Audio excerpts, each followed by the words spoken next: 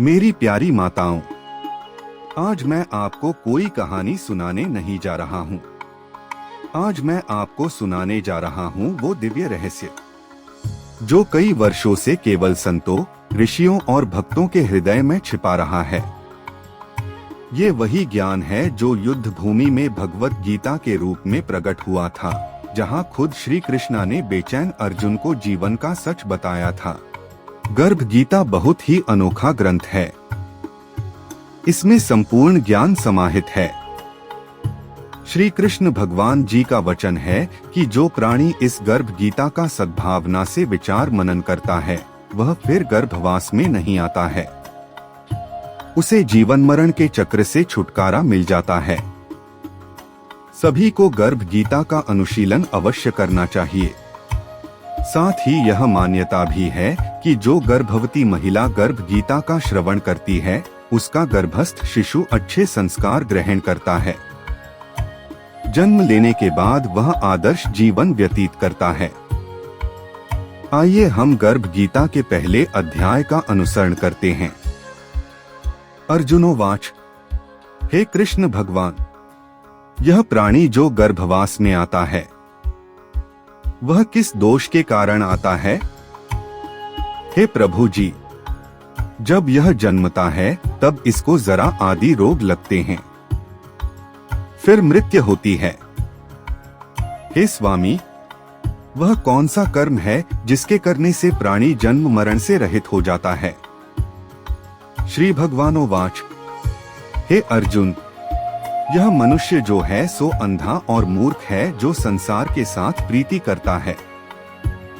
यह पदार्थ मैंने पाया है और वह मैं पाऊंगा, ऐसी चिंता इस प्राणी के मन से उतरती नहीं। 8 पहर माया को ही मांगता है। इन बातों को करके बार बार जन्मता और मरता है। वह गर्भ दुख पाता रहता है। अर्जुनोवाच, हे श्री कृष्ण भगवान, यह मन मद मस्त हाथी की भांति है, तृष्णा इसकी शक्ति है। यह मन तो 5 इंद्रियों के वश में है। काम, क्रोध, लोभ, मोह और अहंकार, इन 5 में अहंकार बहुत बली है। सो कौन यल है जिससे मन वश में हो जाए? श्री भगवानोवाच, हे अर्जुन, यह मन निश्चय ही हाथी की भांति है। तृष्णा इसकी शक्ति है। मन 5 इंद्रियों के वश में है। अहंकार इनमें श्रेष्ठ है। हे अर्जुन, जैसे हाथी अंकुश कुंडा के वश में होता है, वैसे ही मनरूपी हाथी को वश में करने के लिए ज्ञान रूपी अंकुश है। अहंकार करने से यह जीव नरक में पड़ता है। अर्जुनोवाच, हे भगवान, जो एक तुम्हारे नाम के लिए वन खंडों में फिरते हैं, एक वैरागी हुए हैं, एक धर्म करते हैं, इनको कैसे जाने? जो वैष्णव हैं वे कौन हैं?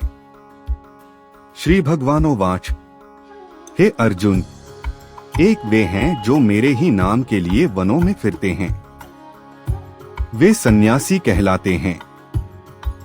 एक वे हैं जो सिर पर जटा बांधते हैं और अंग पर भस्म लगाते हैं। उनमें मैं नहीं हूं, क्योंकि इनमें अहंकार है, इनको मेरा दर्शन दुर्लभ है। अर्जुनोवाच, हे भगवान, वह कौन सा पाप है जिससे स्त्री की मृत्यु हो जाती है? वह कौन सा पाप है कि जिससे पुत्र मर जाता है? और नपुंसक कौन पाप से होता है? श्री भगवानोवाच, हे अर्जुन, जो किसी से कर्ज लेता है और देता नहीं, इस पाप से उसकी औरत मरती है, और जो किसी की अमानत रखी हुई वस्तु पचा लेता है, उसके पुत्र मर जाते हैं। जो किसी का कार्य किसी के गोचर आए पड़े और वह जबानी कहे कि मैं तेरा कार्य सबसे पहले कर दूंगा, पर समय आने पर उसका कार्य न करे, इस पाप से नपुंसक होता है। ये बड़े पाप हैं। अर्जुनोवाच, हे भगवान, कौन पाप से मनुष्य सदैव रोगी रहता है? किस पाप से गधे का जन्म पाता है? और बिल्ली का जन्म किस पाप से होता है? श्री भगवानोवाच, हे अर्जुन, जो भी मनुष्य कन्यादान करते हैं और इस दान में मूल्य लेते हैं वे दोषी हैं, वे मनुष्य सदा रोगी रहते हैं। जो विषय विकार के वास्ते मदिरा पान करते हैं वे टटू का जन्म पाते हैं। और जो झूठी गवाही भरते हैं वे औरत का जन्म पाते हैं। जो औरतें रसोई बना के पहले खुद भोजन कर लेती हैं और पीछे परमेश्वर को अर्घ्यदान करती हैं तो वे बिल्ली का जन्म पाती हैं। और जो मनुष्य अपनी झूठी वस्तु दान करते हैं वे औरत का जन्म पाते हैं। वह गुलाम औरतें होती हैं।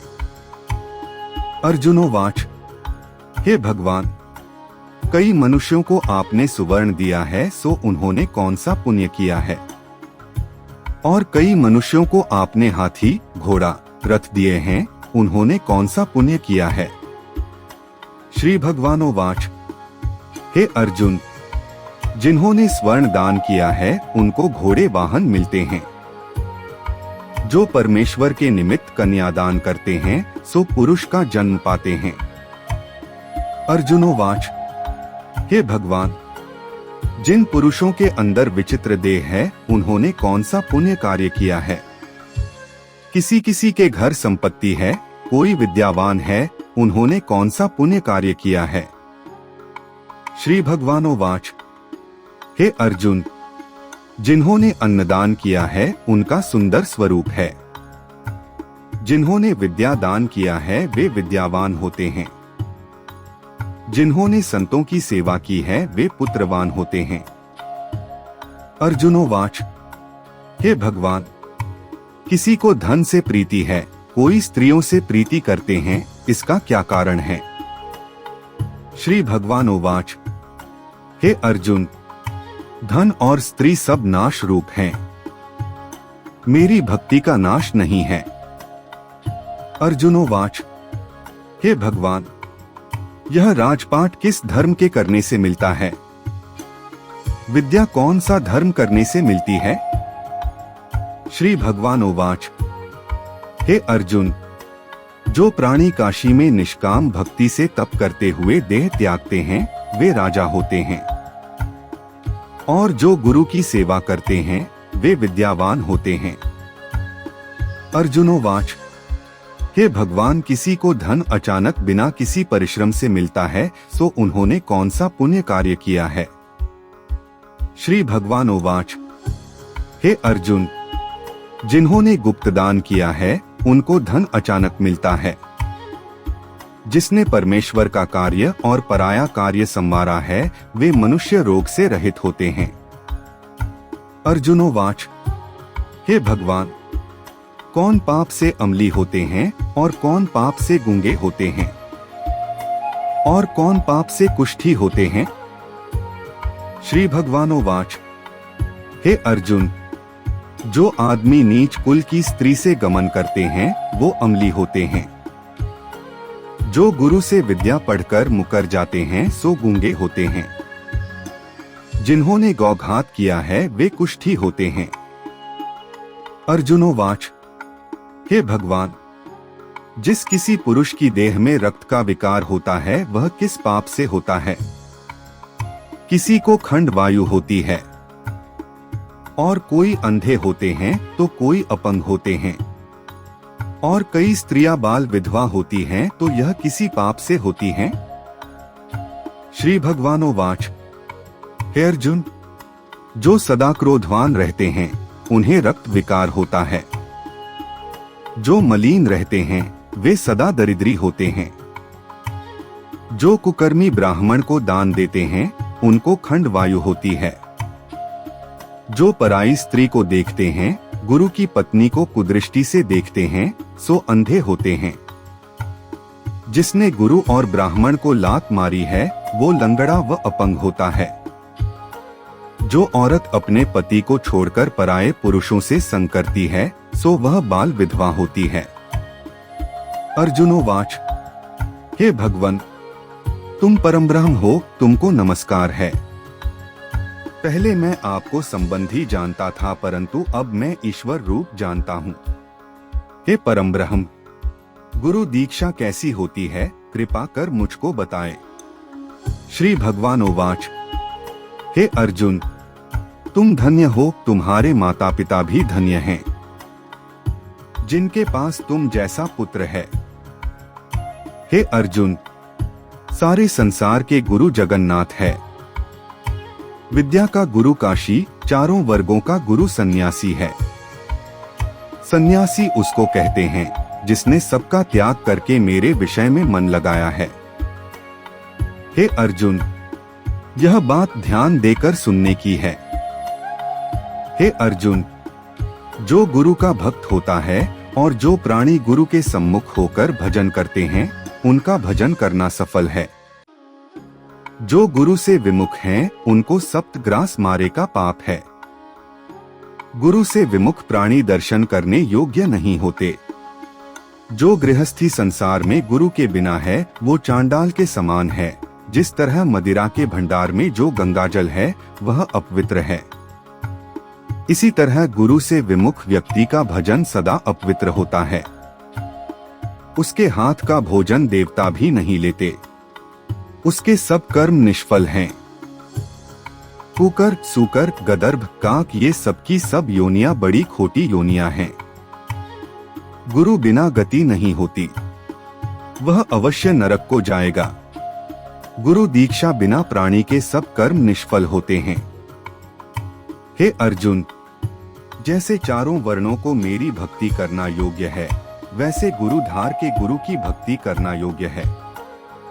जैसे गंगा नदियों में उत्तम है, सब व्रतों में एकादशी का व्रत श्रेष्ठ है, वैसे ही शुभ कर्मों में गुरु सेवा उत्तम है। गुरु दीक्षा बिना प्राणी पशु योनि पाता है। जो धर्म नहीं करता है, सो पशु योनि में फल भोगता है। वह 84 योनियों में भ्रमण करता रहता है। अर्जुनोवाच, हे श्री कृष्ण जी भगवान, गुरु दीक्षा क्या होती है? श्री भगवानोवाच, हे अर्जुन, धन्य जन्म है उसका जिसने यह प्रश्न किया है। तू धन्य है। गुरु दीक्षा के 2 अक्षर हैं, हरि ओम। इन अक्षरों को गुरु कहते हैं। यह चारों वर्णों को अपनाना श्रेष्ठ है। हे अर्जुन, जो गुरु की सेवा करता है, उस पर मेरी प्रसन्नता है। वह 84 योनियों से छूट जाएगा, जन्म मरण से रहित हो नरक नहीं भोगता। जो प्राणी गुरु की सेवा नहीं करता, वह 3.5 करोड़ वर्ष तक नरक भोगता है। जो गुरु की सेवा करता है, उसको कई अश्वमेघ यज्ञ के पुण्य का फल मिलता है।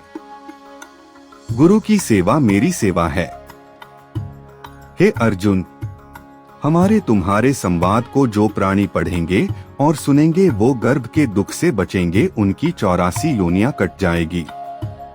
याद रखिए, गर्भ में दिया गया संस्कार बच्चे की पूरी जिंदगी का आधार बनता है। तो इस प्रकार गीता का पहला अध्याय यहीं समाप्त होता है।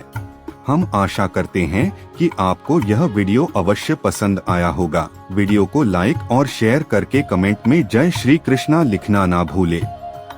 और ऐसे ही ज्ञानवर्धक वीडियो पाने के लिए हमारे चैनल को सब्सक्राइब करना ना भूले। जय श्री कृष्णा।